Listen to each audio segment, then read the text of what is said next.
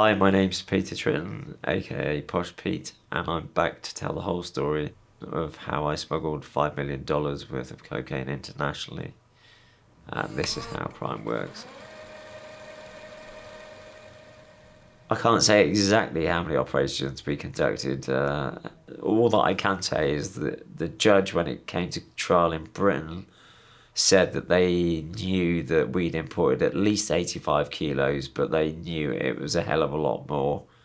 But they could only prove it was 85 kilos. And they said they'd probably never know exactly how much we brought in, so I'm not going to give it away now. I would say that I have fairly extensive knowledge of the quality of cocaine, having been around it for almost every day. Certainly whilst I was dealing it, you build up a knowledge of the subject.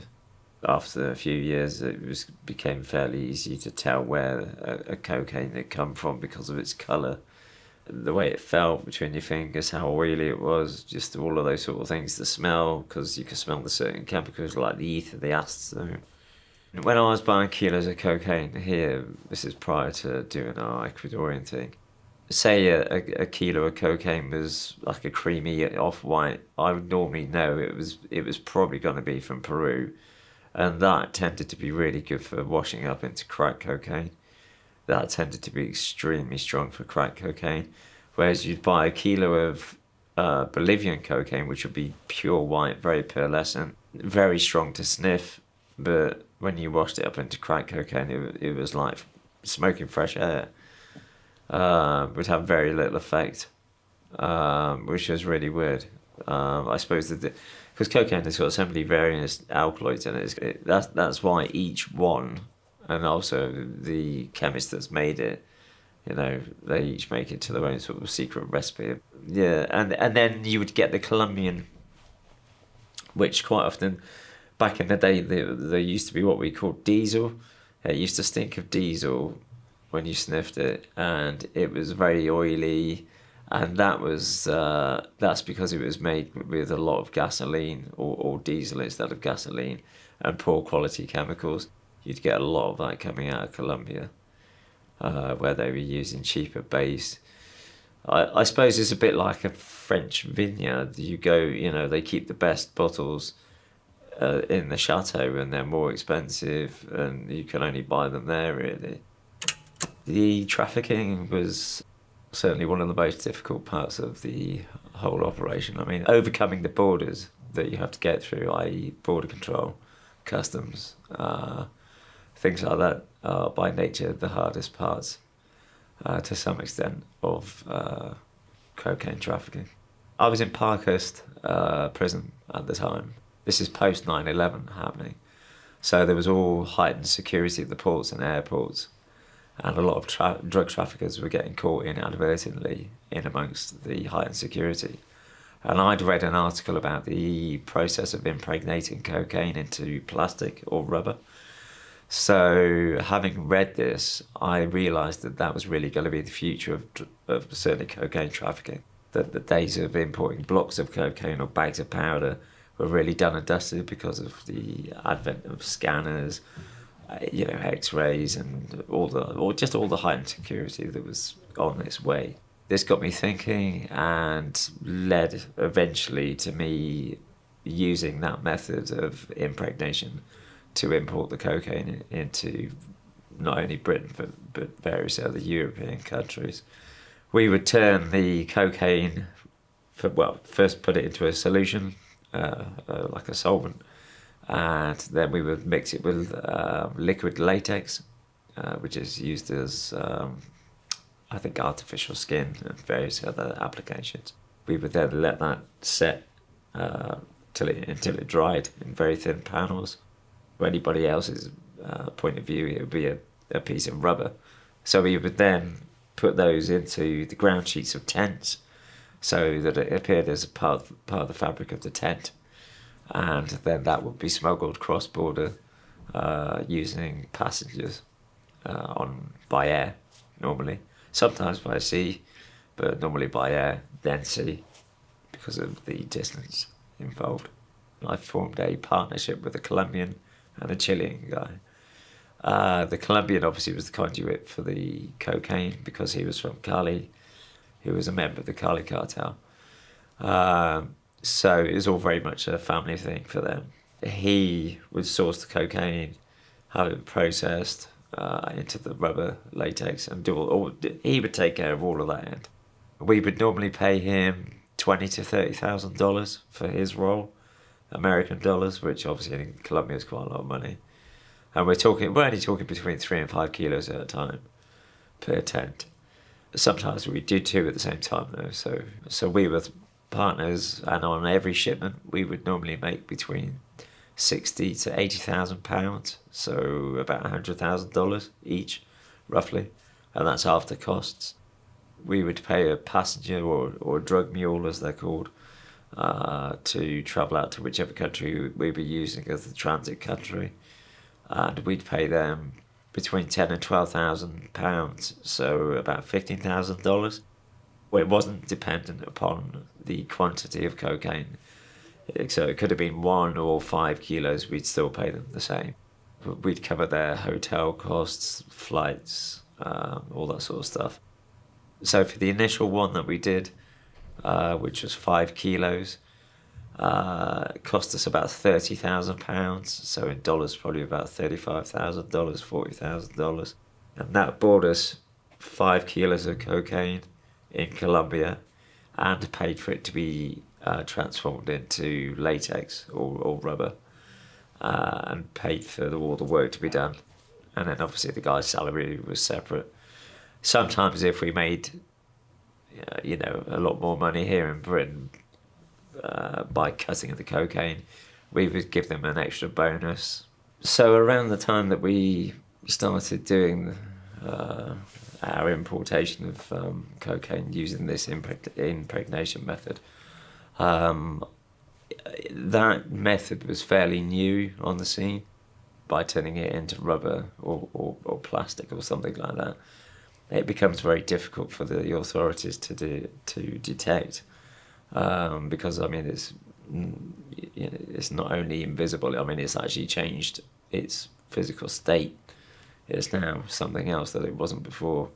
You imagine how many tons of rubber and plastic come across the border every day into every country, by air, by sea, by land. It's astronomical tonnage, and for them to be able to capture even a small amount of this, they'd have to know really that it was actually in.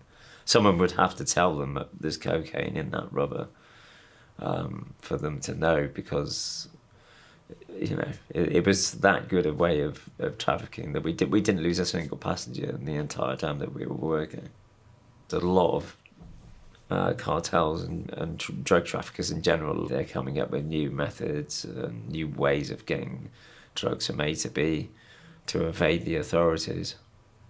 I'd heard about people impregnating cocaine into clothing by having the cocaine in solution and then soaking the clothing in the cocaine, letting it dry. But obviously it's very visible because it crystallizes on the surface, and you can see the texture of the clothing will change to become quite stiff, almost like it's overstarched, and also the dog can detect that. Whereas with a method that we were using, the dog couldn't detect it. We'd heard about the methods of you could impregnate it into paper or cardboard, again simply by soaking it into the material. But the fact that we were changing it into rubber, or latex, is what I liked the most about it, and it just seemed like the safest and best method at the time.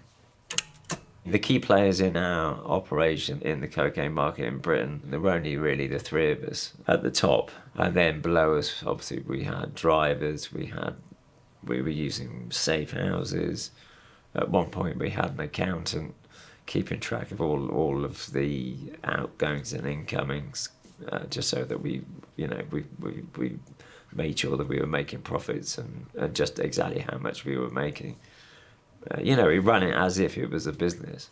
Obviously we had a couple of customers that we would deliver the stuff to, and below them there was a big pyramid of dealers where the material got broken down further and further down the chain.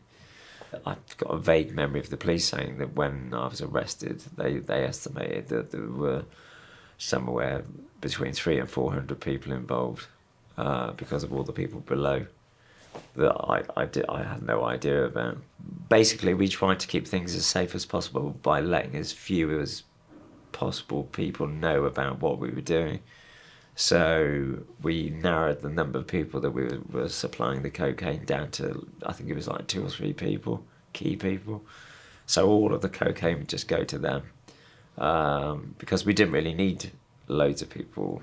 We were quite happy just to sell it in bulk, give it to 1 or 2 people and have done with it. So we thought that would keep it safe as well, because these were people that we really trusted.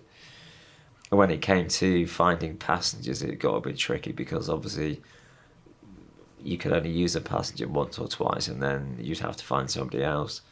And out of everything, I think that was one of the weakest points, or weakest elements, were the passengers. Because, once they'd done their job and they'd been paid, it was quite likely that they would maybe talk to somebody, be it their girlfriend, their friends, so, and then it would have been quite possible for their friends to then tell their friends, that's how it goes. We were looking to scale things up and eliminate that risk factor of using passengers, and scale things up and do it by sea using shipping containers, because then there were no passengers involved. When we set the operation up, we also put in place a certain number of sort of ground rules. One of the rules, particularly, was that if anybody was working for us, or during the time that we were working, no one was allowed to use drugs or alcohol or party in any way, shape or form, so that we were thinking straight.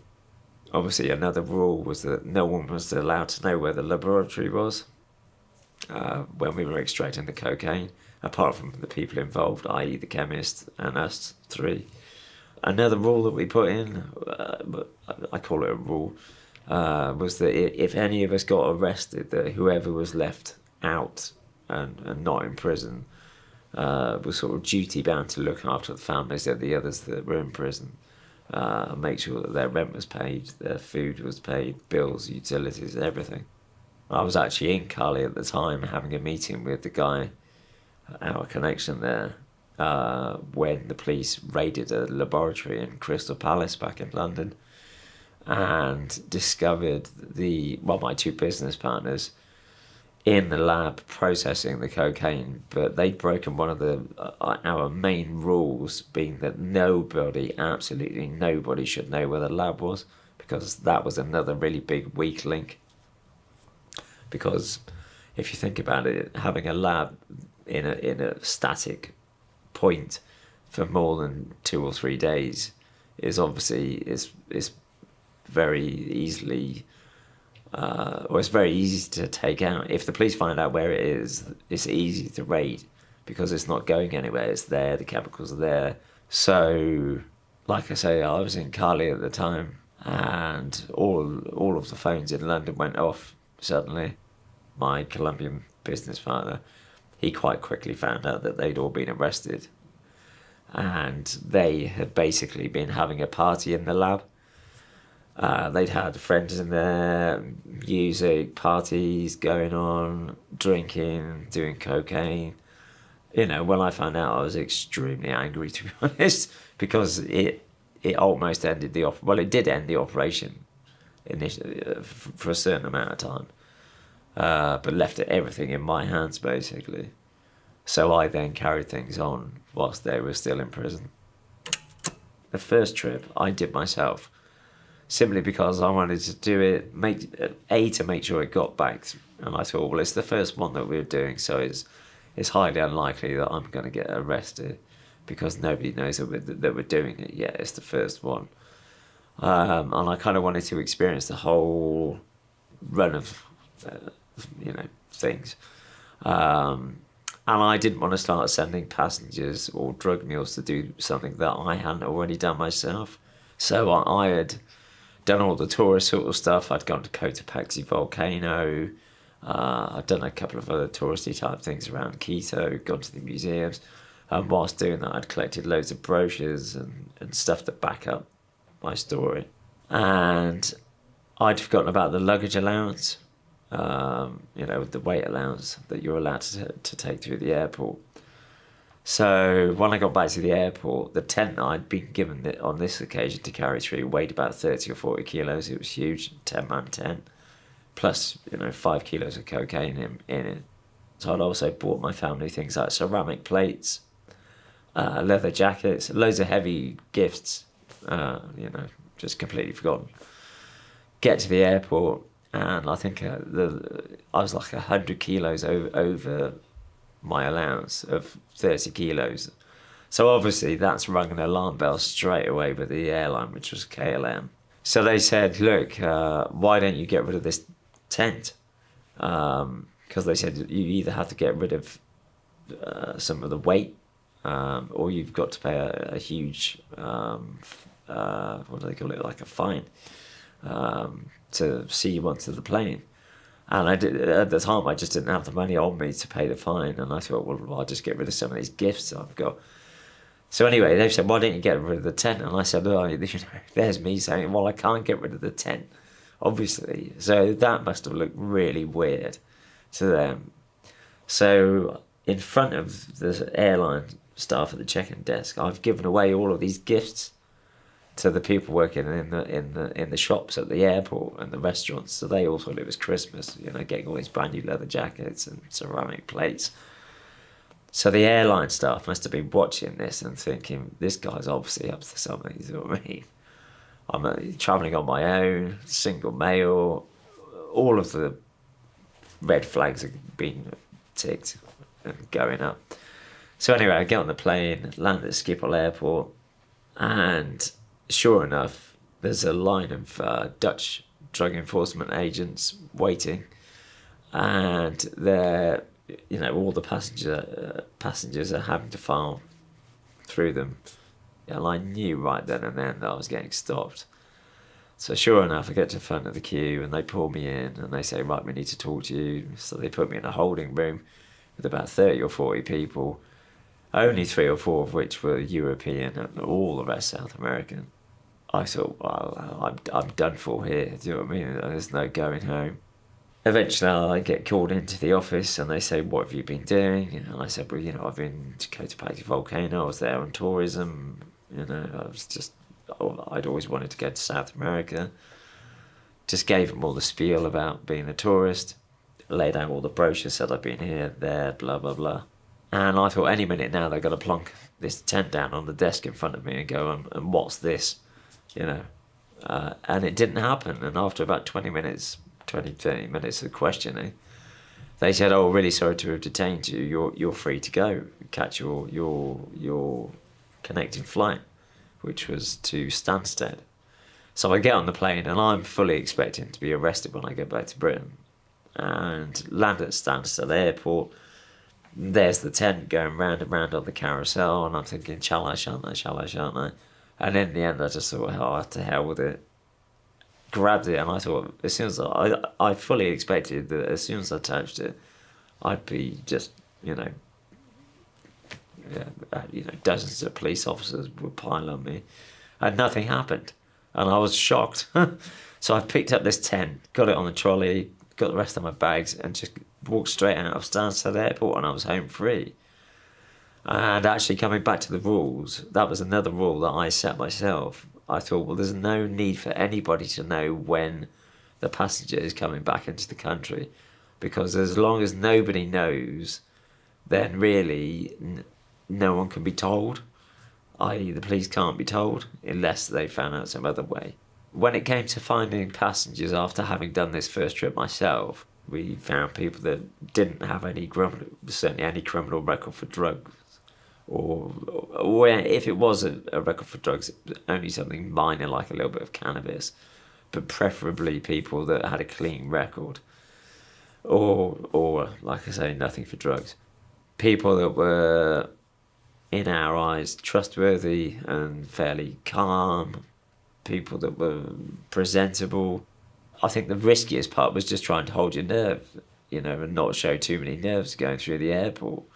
Because if you start looking really nervous, then they're going to, they have people trained looking for people that are showing signs of nerves and body language. So it was a lot to do with picking the right people that had the right demeanour and had the right sort of body language and mindset to go through this experience.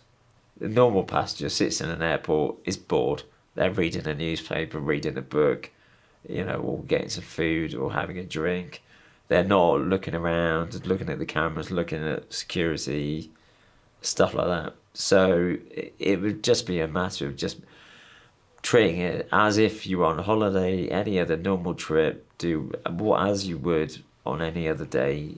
We tried not to give away too many of the details to the people that we were prospecting or interviewing to be possible passengers. We explained that we had this really good method that was virtually undetectable. We didn't really tell them too much about how it was done. We just said it was, that it beat the scanner, it beat the X-ray, it beat the dog, and it beat virtually everything that was customs and excise had at that time. So it was almost foolproof. That would generally encourage them. Obviously, the fee that we were paying them would help. We also tried to keep them as far away from us as possible, so that in the advent that they were arrested, that there wasn't too much circumstantial evidence connecting them to us. So, we wouldn't be phoning them up and stuff like that. We'd try and keep them at arm's length.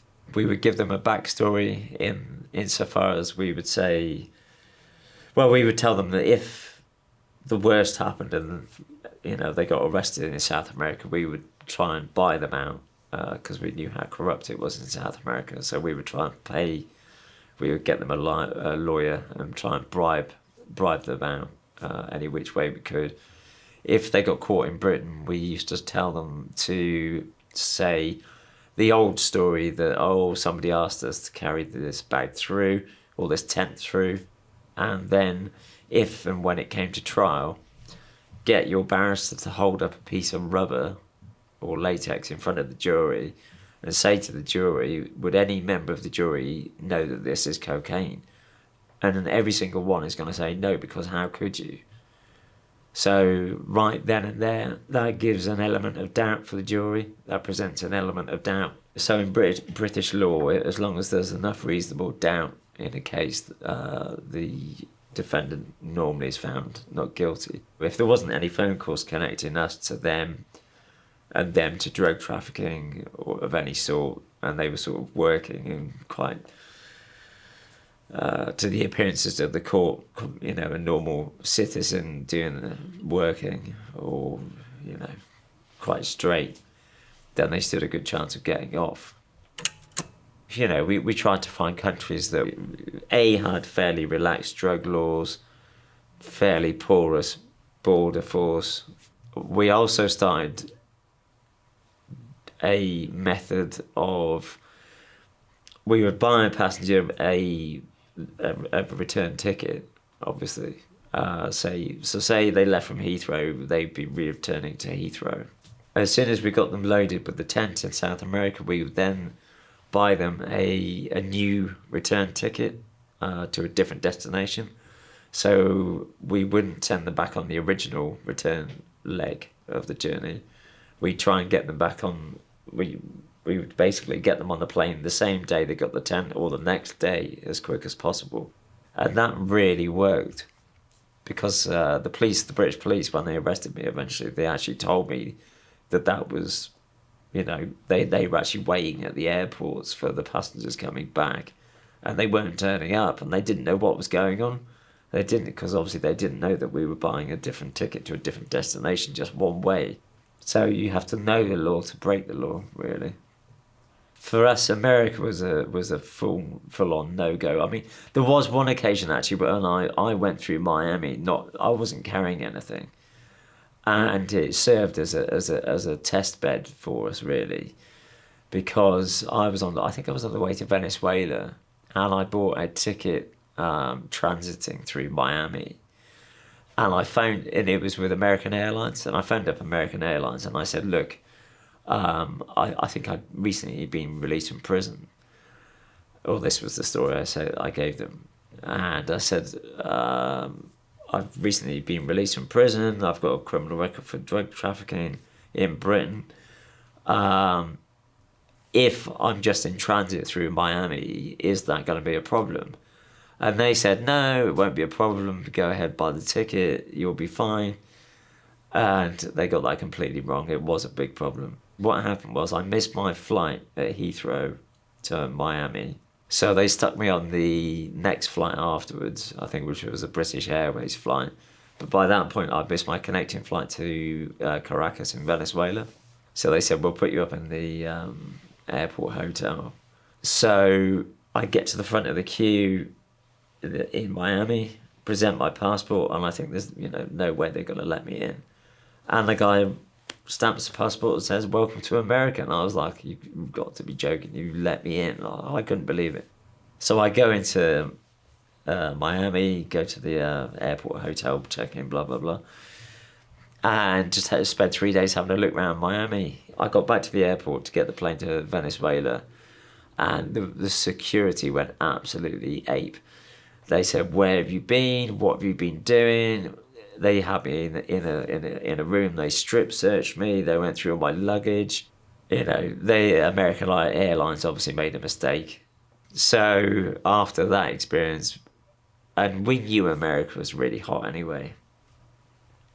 So we just avoided any sort of transit through America whatsoever, any flights, anything to do with America. And we also knew that if we started trafficking drugs into America itself, that they would just come for you wherever you were, basically. It didn't matter whether you went to the ends of down to the Antarctic and hid out in the North Pole or South Pole or wherever, they were going to come and find you eventually, like they do.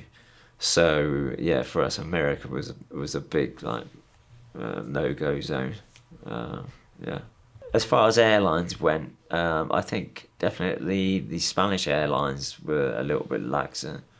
Air Iberia tended to be quite relaxed, whereas American Airlines, on that trip to Venezuela, you had to fill out all that visa form, and it was all loads of security. And as far as getting onto the plane with these tents, I mean, they beat the scanners, it beat the X-ray, it beat the dog. So really, how else are they going to find it unless somebody tells them it's in there? I think even with the particle wand, that the swabs and stuff. I think that may have been a problem, but I think that was only just coming into use at the time that we were doing this. And that would have only shown up traces of cocaine anyway, and they still wouldn't have, having found traces of cocaine with the wand, all they would have done is then put it through a scanner or an X-ray, and it would have shown up with nothing anyway. So they would have thought, oh, somebody's been using cocaine and they dropped a bit on the bag or whatever. So, it doesn't really prove a great deal. I think nowadays, if you were to try and come through an airport with, say, a kilo of cocaine, or say kilos of cocaine, say strapped to your body, or strapped to your legs with tape, or in the lining of a jacket in powder form or block form, it's going to get spotted because the body scanners are that good. Or even if you swallow capsules, or pellets as they used to be called. They used to get the 10 or 12 gram pellets, compressed cocaine or heroin pellets. But they then, because they advanced the technology with the scanners, so you've got the external scanner, which is looking for anything that shouldn't be on your person. But then they have the internal scanner that is looking for things like pellets of drugs. So they actually came up with liquid pellets. So the drugs were again in solution and in some sort of material that didn't break down in the stomach acid, but was non-detectable by X-ray. So it appeared as if it was liquid in your stomach or food. The cartels they like to minimize their risks, so they like to minimize their losses, you know. So they generally try and find people at both ends that they can bribe, and they have means and ways of bribing the border force, the customs and excise. You know, they've got, or maybe a baggage handler who can get the bag onto the plane, or you know, or on the food trolleys that the food goes in. You know, there's various points on a plane, if it's coming by plane, that the drugs can be put on. If it's coming by container, then they can be put in the air conditioning unit from the externally, you know, on, if it's a freezer container. Obviously, they've got those big air conditioning units, so you can fit about 30 to 50 kilos inside one of those, and they can be accessed from outside of the container. So if you've got people in the ports, they can get into the containers or into the exterior of the container. They can hide drugs in the fabric of the container itself, in the floor, in the ceiling, in the walls. There's other methods, such as the group that I was working with when I was really young, when I was at university. They would charter a yacht, sail to the Caribbean. They'd have like 1.5 tons of cocaine loaded onto a private yacht, sail it back, and then they would do what's called coopering. So they would transfer the cocaine out at sea. They'd have a fishing boat come out from a local fishing port, and they would transfer the cocaine from one boat to the other. So the fishing boat appears not to have gone very far, but the yacht obviously has come back from South America. But you think on the size of a boat, or a ship even. A ship is even better. They can put it in, they can attach it to the hull of the boat underwater in waterproof containers. They can have it welded onto the hull of the ship. Putting it into liquid, again, same sort of technique, and then you just extract it. So a lot of these, recently, this has become quite a big thing in Europe. Super labs are appearing, where they are using the same methods that we were using back all those years ago, but on a much larger scale. And then extracting it in these labs using chemicals and chemists, and you're ending up with, you know, pure cocaine again in Europe, and it's just a hell of a lot safer. And it means that they're not having to pay off customs and excise. An average shipment by container, if it's a big one, would be like 5 tons. Average shipment, I would say, is probably like 1 ton to 2 tons. So that's 1,000 to 2,000 kilos at a time, particularly if it's hidden in the walls or in the floor, because there's only a certain amount of space in there that you can put it in. I mean, the days of putting it in the boxes or in amongst the fruit, the scanner is going to pick that up probably. But then again, you have to bear in mind that also these container ports are so busy, it's generally the police won't waste their time unless they know there's something present. You know, unless they get a tip off or the dog happens to detect something, generally the drugs will have been seized because someone has spoken or someone has been caught further down the chain and given up the operation. And therefore the police know the drugs are present in, you know, a container or something. The production of the cocaine obviously takes place out in semi-jungle areas, way out in the countryside. Obviously, I've met, you know, in my time, quite a few people that have been involved in the actual producing of the cocaine, right from the farmers up to the cartel bosses or capos. And, you know, the people at the low end make very little money. I mean, they're farmers, they're doing it to support their families, they grow the coca leaves. Oh, the plant, sorry. So they get the coca leaves off, they strim them up with strimmers, cut them up as small as possible, soak it all in kerosene to get the coca released into a solution. And then they use potassium permanganate to purify it. There's various stages of purification, ending in sulfuric acid, basically sulfuric acid bath, where the cocaine forms into crystallizes basically. They then fish that out, press out the some of the chemicals, and then you've got your kilo of cocaine. Obviously, I've simplified the steps somewhat, but the people involved generally are just people trying to support their families. Obviously the value of the coca crop is more than great. Well, it's generally more than the value of growing bananas or coffee beans. Say we sold a kilo of cocaine for an average of about £25,000, $28,000 to $35,000 roughly, something like that.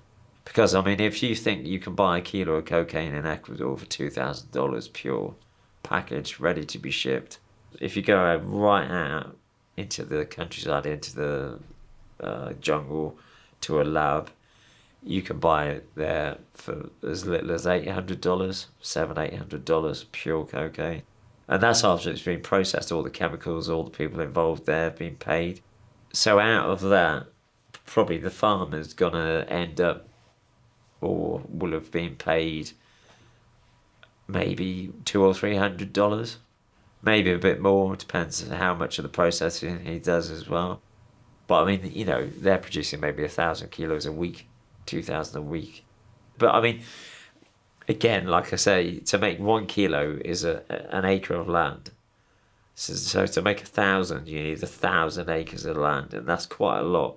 So generally, these people producing the cocaine, they're not just buying the leaves from one farmer. They'll have various farmers, and I think generally the farmers normally have maybe 30 acres, if that, 30 to 40 acres, because you can't really have 1,000 acres of land. It's a big hole in a jungle that's all coca leaf, and it's pretty visible even from space, I would imagine.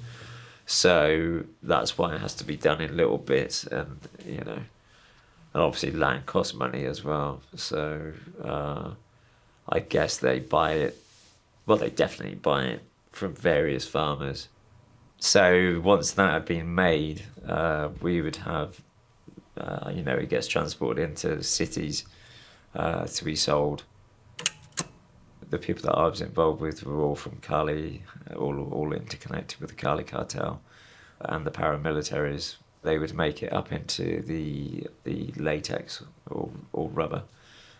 So they would do all the processing there, get the tent made up, and then get ready to transport the tent to a third country who, it was really a transit country like Ecuador, where they don't really produce so much cocaine in their own right.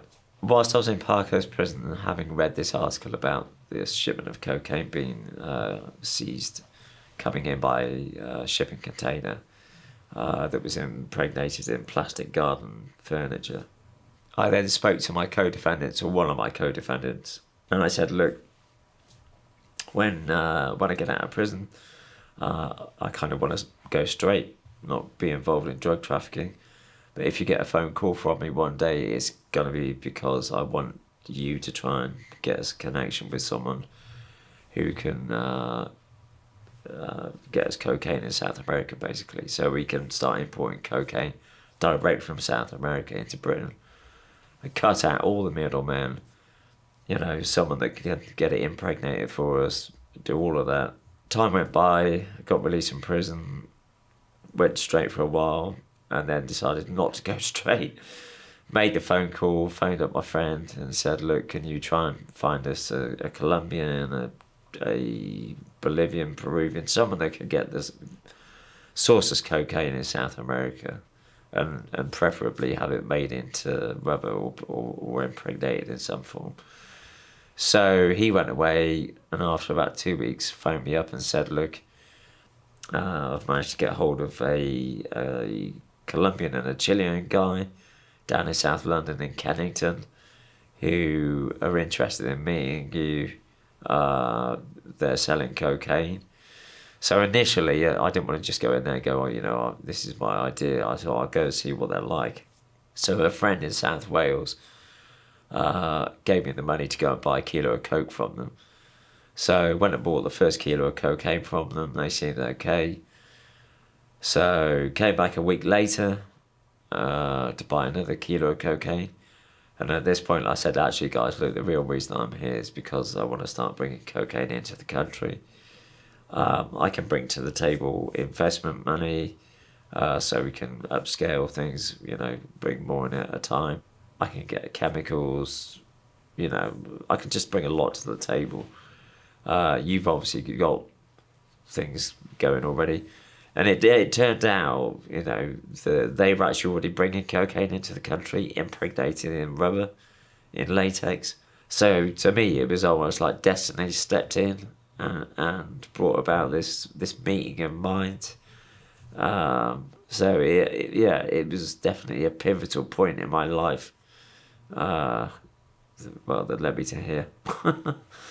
The reason that they trusted me, I think, is because I was introduced to them by my friend who knew one of their friends, and they trusted each other already. He vouched for me, they were vouched for. There were a couple of occasions where I felt a little bit worried for my safety. I mean, on that very first trip, when I went out to Quito to pick up that first tent, I wasn't sure whether there was actually cocaine in the tent, or whether I was just being sent out there to be held and kidnapped and held for ransom. Basically, the guy sent a taxi for me, and the taxi took a really took a route through Quito all over the place, to make sure it wasn't being followed. And we come to a petrol station. I get out, the guy's there, the guy from Cali. And he's a big ex-military guy, crew cut, typical looking ex-military. So he says, follow me. So we go to this gated compound. So this big metal gate rolls back. We walk through, it rolls shut. And I mean, it's about 8 foot high, so there's no getting out there now. So I'm thinking, right, well, I'm trapped already.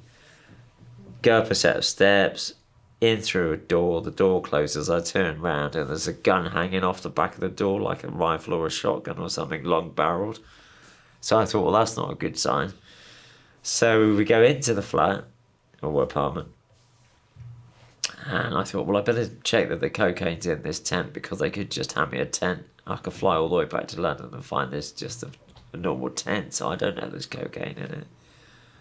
And he didn't speak much English, and I didn't speak much Spanish, so I said in the best sign language I could muster, is the cocaine in the tent? So he said, yeah, and he's unrolled it, sliced open like a little corner of the ground sheet, and cut out a little piece of this latex and said, chew it. So I chewed it, and it was a bit like the old advert, the man from Del Monte says yes, but I couldn't say yes because I couldn't talk because my mouth was so numb. So I knew the cocaine was present, obviously because of my mouth had gone so numb. So having rolled up the tent, I went back to the airport, and I realised that I could trust these people, and from that point onwards, there was a good level of trust between all of us. There was one occasion towards the end, after the Colombian had been arrested and been released, and I had a sort of inkling that he was working for the police. So we've gone off to inspect what was going to be the 100 kilos of cocaine that we were going to convert into all these tents. And they had it in a safe house in Buenaventura, which is on the Pacific coast of Colombia. Very dangerous city. We drive the old trafficking route out of Cali, sort of skirting the edge of the mountains, and the guy from Cali is showing me all the old fincas where some of the Cali cartel used to live, like the big houses out in the countryside. One had a zoo, a bit like Pablo Escobar had a zoo. All these huge houses with swimming pools, really nice places, just out in the countryside. And we get to the safe house, go in the safe house, and straight away there's a handgun on the table, a revolver, and the two guys in the house. So I'm with my contact from Cali, and there's two guys in the house with the coke, and they're getting out a couple of kilos, but there's a handgun on the table, and there starts being a heated conversation between them and the guy that I'm with. And I keep hearing MI5, police, and I start thinking, do they think I'm MI5 or police? And I've said, whoa, and I had to say it in English. I said, look, I've just come out of prison, I'm trying to do by sign language as well. I said, have you heard of a prison called Parkhurst? Because I was in Parkhurst for a while, and it's a renowned prison on the Isle of Wight.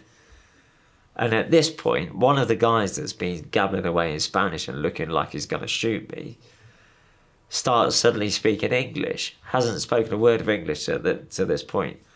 And he says, I was in prison in Britain as well. I was in the Verne. He happened to be in there at the same time as a friend of mine.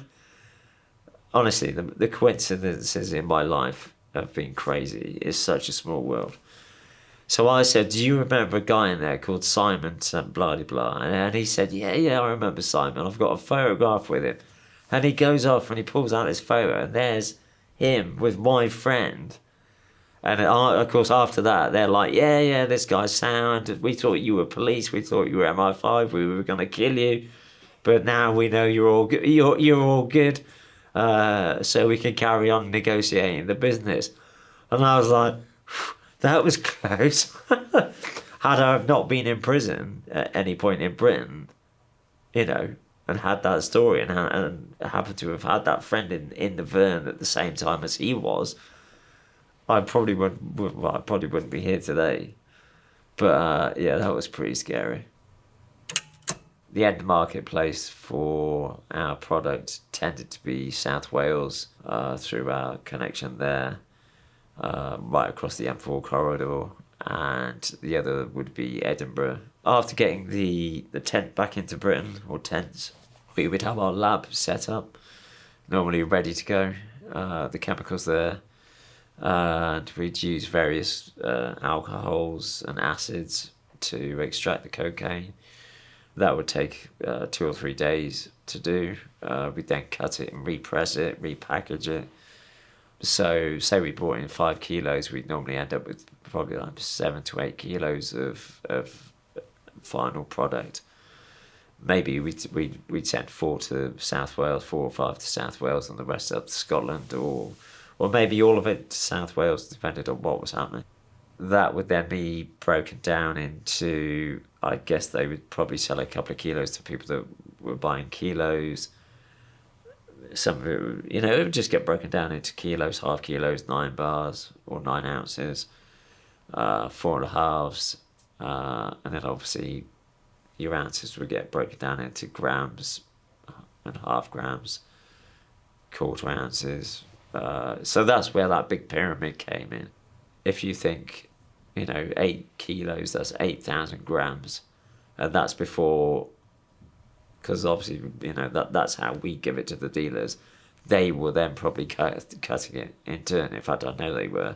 So that 8,000 grams then probably turned into, 10 or 12,000 grams. That's quite a lot of grams of cocaine that people are doing.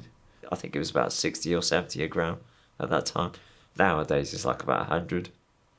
The money, sometimes I would drop the cocaine off, and the person I was dropping it off to, my guy in South Wales, would give me a lump of cash straight away, and then I'd say, look, just ring me when the rest of it's ready, or I'll come and pick it up in incremental sections or payments. Obviously that would get divided between the partners, so we'd each get a third. Obviously we'd have to pay off our expenses, like the passenger, airfares, hotels, all of the costs, which is why we had an accountant to keep track of it all. To be honest, I remember after the first trip, a lot of it for me wasn't about the money. It was about the planning and the thought that goes into it, and overcoming the customs and excise, and the whole adrenaline and just the whole excitement of it all.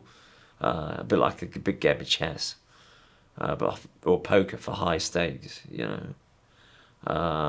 very addictive in that sense. In fact, I coined a phrase: the selling of drugs is more addictive than the taking of drugs. which I think for a lot of people it is to some extent. And I remember after that first, after the first trip, having a holdall full of cash, like about $250,000, and we were counting it all, took bloody ages. And we were sat there afterwards with it all divided up into piles, that's yours, that's yours, that's yours. And I was like, well, put that away. What's the next job? What's the, straight away, the same day, what's the next plan? When can we go again? I was active up until towards the end of 2005. I was active for about 2.5, 3 years, something like that. I finally got arrested. Things were going along kind of smoothly. Obviously, there was the bust at Crystal Palace, and that's when things kind of started to unravel. I was left kind of in charge of everything.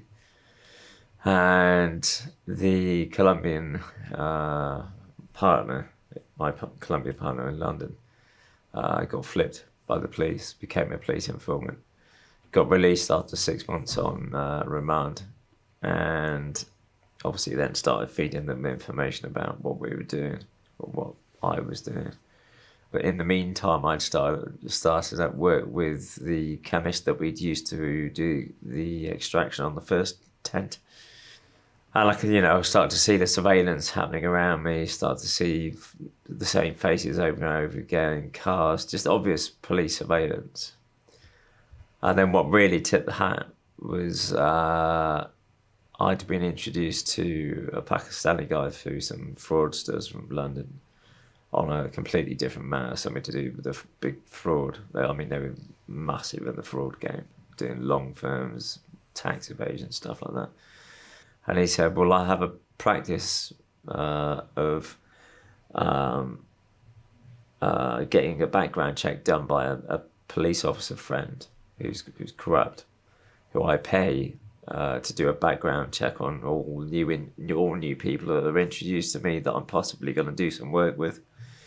So I had you checked, and the officer's quite high ranking in the Met, or used to be. And he came back and said, there's this huge operation all around you, and 7 people in total, key members. I mean, we were really cautious about surveillance anyway. We would do things like we would change our telephones every 2 weeks, all of us, the key members in the group. So we'd call it phone change day or something like that. And we'd literally all go to a telephone shop, buy a new phone, new chip, new everything, discard the other one, destroy it, or give it to a homeless person. So if it was being monitored, they would be let off, listening to some guy talking about whatever. And we would exchange the new numbers face to face. So we'd all meet up at a specific point and hand them over face to face. I'd do this every 2 weeks for security. And to be honest, on the phones, we'd only ever use them to arrange a meeting. We wouldn't actually talk about anything pertinent. So we were really cautious on the phone. We knew of police tactics and surveillance tactics. We wouldn't talk inside cars. We wouldn't talk inside built-up environments, houses, flats, hotel rooms, anywhere like that. So if we were going to talk about something important, I'd ring them up and I'd say, meet me at X, Y, or Z. And normally we'd have already said that on the next meeting, I'll say a time, but it'll be an hour later or an hour earlier. So we'd already know, which way to go. And we'd managed to get 2 tents in on one occasion. And I'd set up a lab in Edinburgh in an apartment up there through a friend. I'd said to the chemist who was coming up to Edinburgh by train, I was already up there, I said, make sure you're not followed. And whatever you do, make sure that the other Colombian doesn't know where you're going or what you're doing.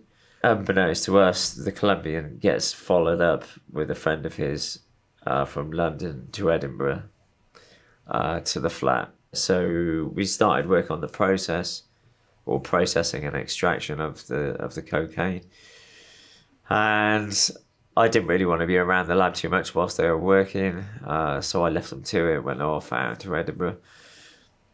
And after a while, I got a phone call from the guy, and he said, I think you should come back because I think the place is under surveillance by the police. I said, I can get you out, both of you, now, but we have to leave everything, leave all the drugs, leave the chemicals, just leave everything, and let's just go right now, and let's get the hell out of here. And they were like, no, we're not sure, we don't want to lose the drugs, blah, blah, blah. So I said, well, that's up to you, but I'm gone. I go across the road, get in the taxi, go off to a hotel for the night, ring up the next morning, or start trying to ring them. All the phones are off. The walkie-talkies that we were using in close proximity, they were all dead. So I was like, well, that's not a good sign.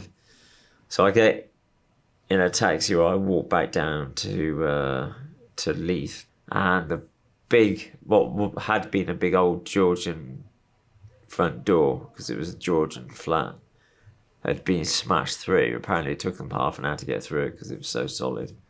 And it was really big news in Scotland because it was like one of the first cocaine laboratories that they'd found. So I disappeared down the stairs as quick as I could, drove out of Scotland back down south, and knew that it would probably take the forensics, the results to come back, maybe 3 to 4 weeks, something like that. Got a Turkish friend who was part of the Turkish mafia to smuggle me out of Britain in the boot of his Mercedes car, because he was smuggling alcohol and cigarettes in by the container load, as well as possibly people. So I phoned him up and I said, look, can you get me out of Britain? And he said, yeah, just jump in the boot of the Mercedes. I'll put some bags over you, and we'll just get the Holber Speed, which is the quickest thing over from Dover to Calais. And, you go on your merry way. So he bought an English car over for me after a week or so I could get about. And I just disappeared down to my dad's house to sort of wait things out. Decided to do one last job, and it was literally going to be the last job. And the plan had been that I was going to rob this guy, this informant, get him to organise the tent, the bag. Obviously not let on that I knew what was going on. Get a mule out from England, send the mule back, but he wasn't going to get the bag. I was going to send it elsewhere. Get one of my friends to extract it, keep the money. Well, obviously send the money to me. And I was going to disappear to Thailand for six months to a year, and let the heat die down, hopefully. So I hadn't seen my girlfriend at this point for months. So I said to her, why don't you come out to Ecuador as well? Spend 2 weeks with me. I'm doing some business there. She didn't really know what. So decided to do this one last job and fly out to Quito with KLM. Flew out to Quito. And as I landed Quito, there was a set of stairs down to passport control, and at the bottom of those stairs was a woman with a clipboard, and on that clipboard she quite obviously had my picture, because she looked at the clipboard, looked at me, did a double take, disappeared. And when I got to the passport control desk, there she was with a senior officer saying, oh, what are you doing here, where are you going, why? And I hadn't been stopped at all going in or out of Ecuador on any occasion before that. I just gave them all the normal, I'm on holiday, blah, blah, blah. But really, I should have taken the warning, and as soon as I'd gone into Ecuador, just disappeared. But I didn't, because I thought, well, we've done it before. I'm not carrying the bag back, and Mules carrying it back. And the next day, my girlfriend turns up from England, so I go and meet her at the airport. Get back to the hotel, go out for dinner in the hotel lobby. We finish dinner, a couple of drinks, and go to the reception. And I'd kind of befriended one of the receptionists by now. And she said to me, she looked me straight in the eye, she said, have you been to the Galapagos Islands this time? And I said no, and I'd never been on any trip before. And she said, well, you really should go now then. And obviously she was trying to warn me that the police were there. And having had a few drinks and whatnot, I was like, didn't really take it what she was saying. My girlfriend was like, I want to go to the room. Didn't take on board what she was trying to tell me. Got in the elevator up to the 5th floor or top floor, wherever it was, down the corridor, key in the door, and as soon as the key went in the door, all hell broke loose. Ecuadorian police, plainclothes, bulletproof vests on, machine guns out, handguns out, balaclavas on. We go into the hotel room, they go straight to the wardrobe, pull out the tent, and go, oh look what we found. I immediately tried to bribe them. So one of them spoke English, so I said, look, is there any other way that we could do this? I said, I'll give you 25 or 30,000 euros in cash right now. You can keep the bag. So you've got a couple of keys of coke in there, whatever. And if you give me a phone, I'll get you another 50 to 100,000 here within the hour. But you just have to let us go and pretend you didn't see us. And he said to me, oh, what do you think we are? Correct, we're the Ecuadorian police force. To which I laughed, to be honest. But I guess because of the British police being there in the background, their hands were tied and they couldn't really do anything. I got transferred into the men's prison, which was called Garcia Moreno, which was an old style, almost like a Victorian English prison. There was a wing which was mainly for foreigners. You could get anything you wanted in there. It was almost like a small town contained within walls. The security was very lax. All the guards were, well, not all the guards, but there were a lot of guards were very corrupt. So you had cash in there. You could buy a cell for about $2,000. End up buying a cell after 6 months going by, because I could see I wasn't getting out in too much of a hurry. Have it all rewired, have it retiled. I've got a TV in there, fridge, DVD, brand new beds. Initially I didn't, because I started bribing the judges, bribing police, trying to get my way out of there, trying to lower the sentence, because the British police had asked for the maximum sentence of 25 years. And at that point, it would have meant serving 23 out of 25. Every other weekend, you could have your girlfriend over to stay the night, if you owned a cell. So you just kick out your cellmates. They slept in the gym. They got locked in the wing gym. So on that particular weekend, everybody would have a big party. There'd be loads of alcohol and drugs, mainly cocaine in the prison and weed. So there'd be a huge party. There were shops in the prison. There were restaurants. There was a hardware shop. It really was like a small town. During the daytime, you could go from one wing to the other, so you could go and see your friends on the other wings if you paid the guard a bribe of $1, stuff like that. So, very corrupt. We actually set up a tour of the prison, and it became really popular. We'd have 15 to 20 tourists come in every visit day, showing them around the prison. Sometimes there were gunfights when visitors were in there, so they all get rushed out of the prison. But there were firearms in there, machetes. Everybody had a machete, and when things got bad, they got bad really quick. Hence the fact that a lot of us were armed with handguns. So after 2 years of being in Quito, I can see that my case is sort of meandering on, not really going anywhere. And my girlfriend's been released by this point, long gone back to Britain. So I'm just left out there on my own, basically, thinking of all these different ways of trying to escape. So I've become friends with some Colombians. They talked about blowing the wall of the exercise yard with an RPG, because they were FARC, members of FARC. So that was one plan. Another plan was a helicopter lift off the roof of the prison, but it was a little bit too expensive, like 80 grand, 100 grand, something like that. Third was a tunnel. And because the prison was so old and so many people had escaped out there using tunnels, they said it was literally like a rabbit warren underneath this prison. They said if you open up a hole and start digging a tunnel, you will come across at least 2 or 3 other tunnels in there. Like I say, formed friends with these Colombians, members of FARC, and decided to try and escape, because we can see that the case is just going on and on and on. And they've had enough of being in prison as well. So we buy the penultimate cell on B wing on the ground floor on the right.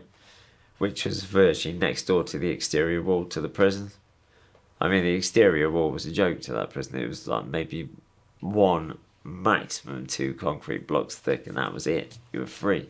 We'd buy the penultimate cell, stage a fake party with loud music on the way, break the floor, so we smashed a hole in the floor, dug out the concrete, made a cap, because you could get concrete and cement and stuff in there if you wanted. So we made a cap to fit the hole, and start digging this tunnel out of the prison in Quito. But the guards got wind of the fact that I was planning some sort of fuga masiva, as they call it in Spanish, massive escape.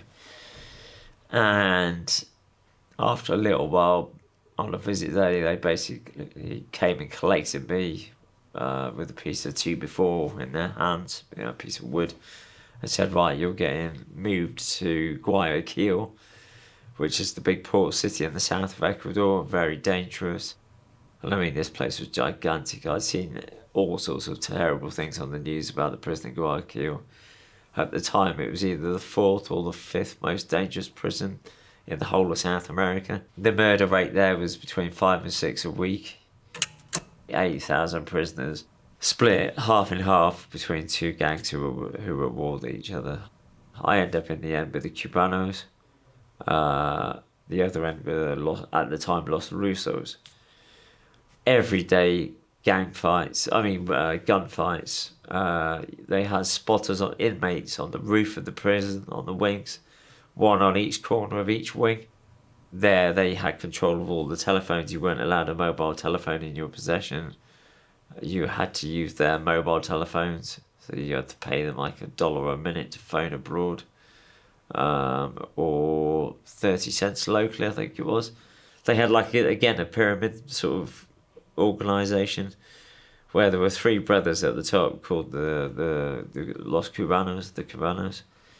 And below that, on each wing, they had a boss on each wing who collected like a tax off every inmate once a week on a Sunday of between $5 and $10, which was paid back to the main bosses, or some of it was, and then they paid the bribes to the guards, to the director of the prison, to let them carry on doing what they were doing. Any foreigners that came into there were extorted for as much as they could get from you. They would put a gun to your head, get you in a cell room or in a room, and just say phone your family and get some money sent over to this person or that person by Western Union or MoneyGram. So a lot of families were going through a lot of hell, a lot of foreigners as well. Into this mix of these two gangs at war with each other comes a third gang called the Choneros, who are now one of Ecuador's biggest gangs. And they end up on the wing that I'm on, about 10 to 15 of them, including Jose Luis Zambrano, who was like the head of he was the boss of the Choneros at the time. And I actually got on quite well with this bunch, the Choneros, because they were better educated. They were nicer people, even though they're contract killers. They were generally nicer people, just easier to get on with. At one point, they put me in charge of selling their cocaine on the wing for them. So I'm now the boss of the cocaine on that wing. As well as having a boss on each wing, they had a boss for each drug on each wing. So there was a boss of the cocaine, boss of the marijuana or weed, and a boss of the crack or polvo, which is what they smoked. You could wander from wing to wing, but they would lock you on your wing. You had to be back on your wing by 5 p.m. So they would lock you on your wing at 5 p.m. Now, with this third gang, the Choneros coming into the prison, it destabilised the whole dynamics of the prison and, the power structure. So this gang, the Cubanos, didn't really like the fact that there was this new boys on the block sort of thing. And they started to become very powerful very quickly, the Choneros, because they were already an up-and-coming, very powerful gang anyway. This gang, the Choneros, they were kind of used by politicians and people to clean up other gangs and shoot opposition politician members. They sort of hired guns, assassins. And at the time, Rafael Correa had just been elected. So things were getting so dangerous in the prisons anyway. He had a whole new prison estate built. There was a massive shootout one night in which I nearly got killed. 2 hour long gun battle between the Choneros and the Cubanos on the wing that I was on. At that time, the Sinaloa cartel was starting to make inroads into Ecuador. They were already trafficking with some of the gangs, particularly the Choneros. Zambrano manages to get all the gangs kind of working together, working with the Sinaloa cartel. It's all going quite well. He then gets released. He's out 6 months, gets killed by a Colombian hitman, shot dead in a cafe. Vito took over, started running the gang in the prison, the Choneros. Now, in the meantime, as well as the Sinaloa cartel, you start getting the new generation Jalisco cartel start making inroads. So there's now a power struggle between the Sinaloa and the new generation Jalisco cartel over who controls the trafficking routes out of Ecuador, particularly that port city Guayaquil. There's a lot of big mega labs producing tons and tons of cocaine along the borders of both Colombia and Ecuador, and Peru and Ecuador, and in the Amazon. And it's just huge business, but it's also led to huge instability in Ecuador and mass killings. At the tail end of last year, there was some really bad prison massacres, infighting between these gangs. I mean, just the most horrific, barbaric medieval warfare you can believe. Just absolutely horrific stuff. The Cubanos kind of got wiped out. Glad I wasn't there when it happened, because I'd probably be dead by now. So that all happened, and the authorities managed to get control of the situation again. But in the meantime, there's been a new president-elect called Daniel Noboa. Listening to his accent is educated in America, because he sounds kind of Americanized. Has declared war on the gangs in Ecuador, and has basically said that they're in a state of internal warfare. And if you remember what happened in the Philippines when Duarte just basically declared war on the drug gangs there, or drug users as well, and killed something like nearly 20,000 people, I think it was. So I think that's kind of the way Ecuador's about to go. And that's going to lead to a hell of a lot more deaths. The cocaine trade has been around for a hell of a long time. I mean, the Dutch were some of the first to make it really popular. And it was legally sold, wasn't it? But that was in, the mid-1800s or something. It was going into drinks like Coca-Cola, hence the name Coca-Cola. And obviously it has become used for a multitude of anaesthetics, like lidocaine, novocaine, benzocaine. Anything that ended in cane has come from cocaine, basically, pretty much. I think it was sort of semi-legal at that point, wasn't it? You could buy cocaine from the pharmacist. Obviously then it becomes prohibited. The cartels really came to power when cocaine became super popular. In America, really, was the beginning of it, I think. The early 70s, I mean, you got the Italian mafia starting to bring in cocaine into America. I think through the 70s, really, mainly, with the Medellin and the Cali cartel being the two main ones, kicking it off, going up to Miami, boatloads going in. I mean, everybody's seen Scarface. I mean, it's not that far from the truth. I think cocaine was certainly viewed as a glamorous drug, particularly in the 70s and 80s and 90s, pop stars and models and people with a lot of money used cocaine, because it was quite expensive back then in a lot of places. As the market has become more and more saturated with greater and greater volumes of cocaine being produced, the price has dropped. I mean, it goes up and down like the stock market, but depending on how much is available and what's happening. You got the internet, which is obviously quite a big base that can be used for selling drugs. Postal services are a lot faster, courier services. All the mechanisms involved with the cocaine trade are all getting faster and bigger, and so it's just ever expanding, really. In my opinion, the cocaine trade is bigger than it ever was. From the days when I was trafficking cocaine, the cocaine in the way it was made using ether and certain chemicals that are now very much prohibited, it was definitely of a higher quality back then and a lot stronger. I think nowadays they're cutting it at source. I think overall the quality of cocaine is diminished. The volumes of cocaine have increased, so I think it's either been cut. Well, it's partly to do with the chemicals needed to manufacture it being harder to source. The volumes of chemicals you need are huge. A lot of the chemicals in South America that were being previously used to make cocaine, that were the ideal chemicals to make it with, became highly controlled there, more controlled, maybe less produced. But I mean, they got around that by finding similar chemicals of a similar nature, just using something that was as close as. But of course, it's the end product is not the same. It's slightly different with every different chemical they change. So I would say that overall the quality of cocaine has gone down over the years. It's definitely not as strong as it was.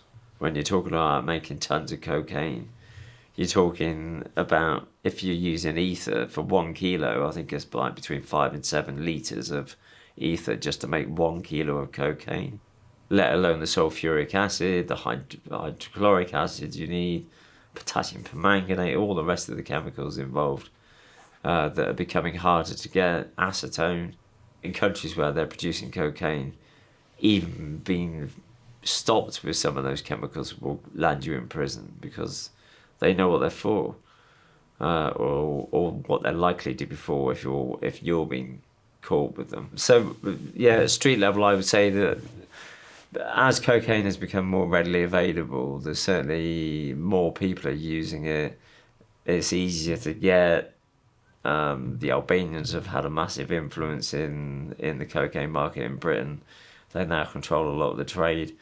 They've become very efficient at the way they deliver it. I mean, you can pick up the phone and then it's like getting it. In fact, you can get cocaine quicker than you can get a pizza delivered.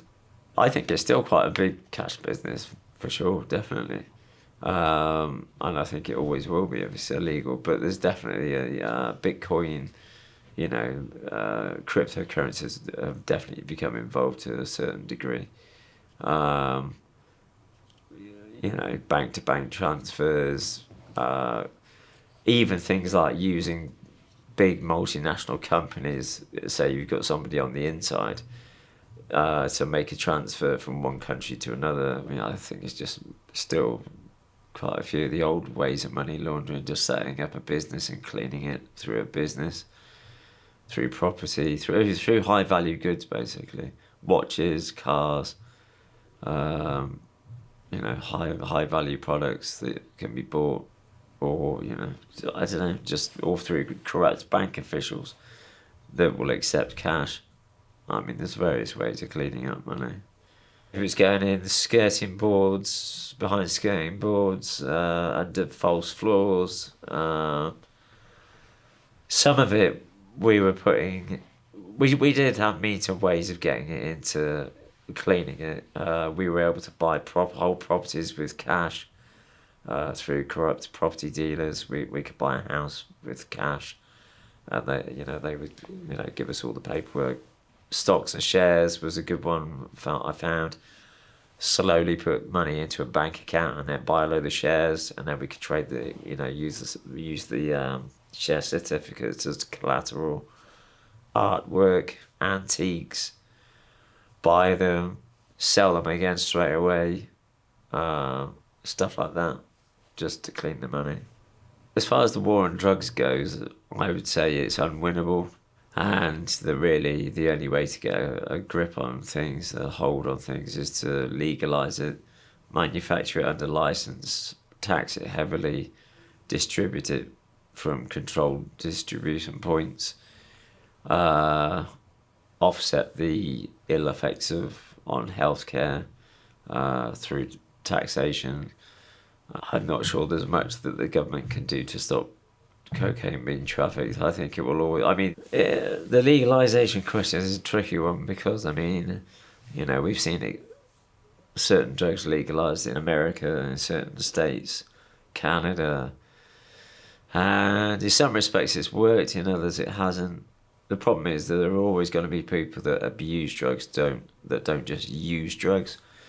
The same as people abuse or use alcohol, or any drug, or you could even say chocolate. There's always got to be a problem element with drugs. It's just having the best control over it that you can, and just trying to offset and keep a grip on the ill effects of it as much as you can. In a previous interview, I mentioned that to some extent it's almost better for governments if drugs are illegal, because it maintains. If you think about the amount of money that goes into the judiciary, i.e. the police force, catching drug dealers, prosecuting them. You've got the prison service and, all the ancillary services that service prisons, like food, utilities, just everything. I mean, it's huge business. Prison officers, jobs.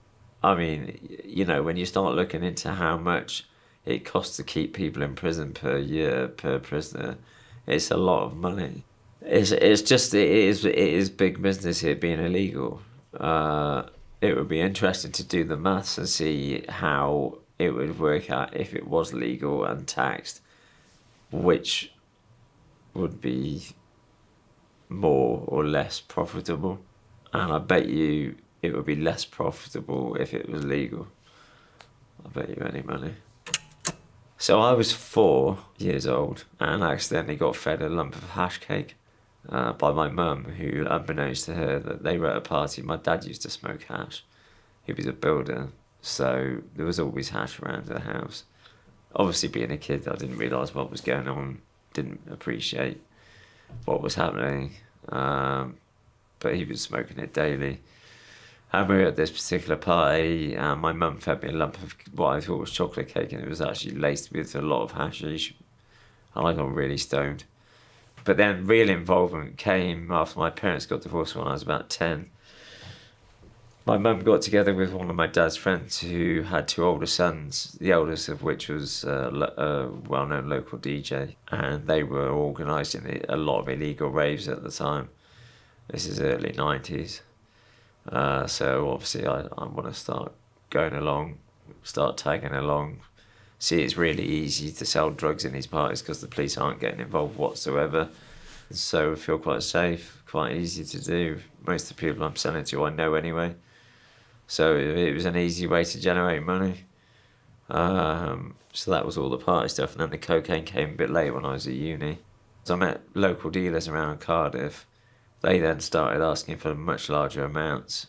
The local dealer I'd been introduced to in my hometown didn't want to get involved, so introduced me to the next guy up the ladder, who was the key link to Brendan Ryan Wright, who was bringing the coke in. I did pack it in, and I got out, started a painting and decorating business because my dad was a builder. And he said, look, you can have all the painting and decorating contracts on the back of the building work that I do, as long as the client agrees. It's just, hard work, which I wasn't used to. I was used to making 10, 20 grand in an hour, flipping a few kilos of coke, and trying to adjust to earning, 600-700 quid a week was pretty difficult. Started dabbling with cocaine again at the weekends. I think that's what it was, partly. A lot of friends kept ringing me up saying, oh, do you want to be involved in this? Can you get us that? Kept getting hassled to become involved again, and in the end just gave up. Yeah, I mean, not blowing my own trumpet, but I mean, I am reasonably intelligent. I like politics and news quite a lot, so I follow trends. I follow the news. I've always followed the stock market a little bit, particularly pharmaceuticals. I've always been interested in that sort of side of life. I suppose growing up with it all around me, it always interested me, all the sort of side of mysticism, and I've loved history and archaeology, so, you know, people have been taking mind-altering drugs for ever since we were, you know, created, particularly on the Ecuador thing. I always tried to maintain control and not take too many of the drugs that we were selling or I was selling, because, I mean, you know, if you start getting out of control, things start going wrong and you don't know what you're doing, you're taking too many risks. So, yeah, I tended to sort of keep it fairly straight-ish. So I was finally released in 2015 in Britain out of Wandsworth. After being captured in Ecuador, I spent 9 years and 3 months there, I think. I did 10 years, 10 days in total. So, on that sentence. I'd already done about 3, well, I did, 2.5 on the previous one. So that's a great big chunk of life. If I could rewind time, I would probably not do it again. You know, if there'd been more money around when I was a kid, I wouldn't have been inclined to become involved with drugs. If I hadn't have been brought up around parents that were using drugs, I'd probably have been less inclined to become involved with drugs. You know, if the whole illegal rave scene hadn't happened. There were just so many things in my life that led me to this point. I mean, I wouldn't say I was very influential. I mean, 3 to 5 kilos of coke, so to me, it's not that influential. I mean, I know underneath, when the police explained how many people were involved, you know, how many people were taking those drugs we were bringing in, that sort of made me sit back and think a bit and think, God, yeah, you know, we were influencing quite a lot of people's lives. I mean, in my eyes, I never thought of it myself as being a gangster or a kingpin. You know, I see those as being people that are involved in bringing in tons at a time, and, you know, and the overall picture, I was a minnow in a great big ocean. Yeah, I don't know. Any kids thinking about getting involved, don't, because it will ruin your life. It might seem appealing at the time, and it might seem like a good idea and an easy way to generate money, but trust me, it's not an easy way to generate money. It's really difficult and it's really dangerous, and it will have life-changing consequences eventually. You'll either end up dead in prison or just sorry to use my French, but yeah. I reflect back on my time as a trafficker as being extremely hard work, stressful, caused a lot of trouble, not just for me, but for a lot of people around me and my family. So obviously I learned to paint and decorate when I was in prison at Gloucester, which was useful because it gave me a trade, and I think they should do that a lot more in prisons these days. I know they've cut a lot of those sorts of training courses, but I think a lot of people in prison in Britain today could do with more of that, and that's what I do now. I'm painting and decorating. I hand paint extremely expensive hand-fitted kitchens. So if anybody needs one repainted, you can always look me up. But I paint houses as well, paint anything basically. Still trying to write the prequel to the first book, El Infierno, which is published by Ebury Penguin. But I'm about a third to halfway through that, but it's finding the time to do it. The prequel is basically going to run from when I was arrested around the time I went into the prison in Gloucester up until I get arrested in Ecuador. Because there's some crazy stories that I can tell you during that period, living in Bristol and just getting up to all sorts of stuff, car chases, gunfights, some of it quite funny, something like Lock, Stock and Two Smoking Barrels, that, if you can imagine that in Bristol. Banksy was just coming out when I was living there, he was just starting off.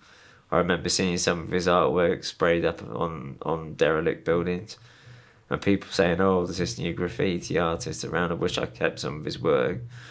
Be worth millions now." Wouldn't need to do. We could have avoided selling any drugs and just sold Banks's.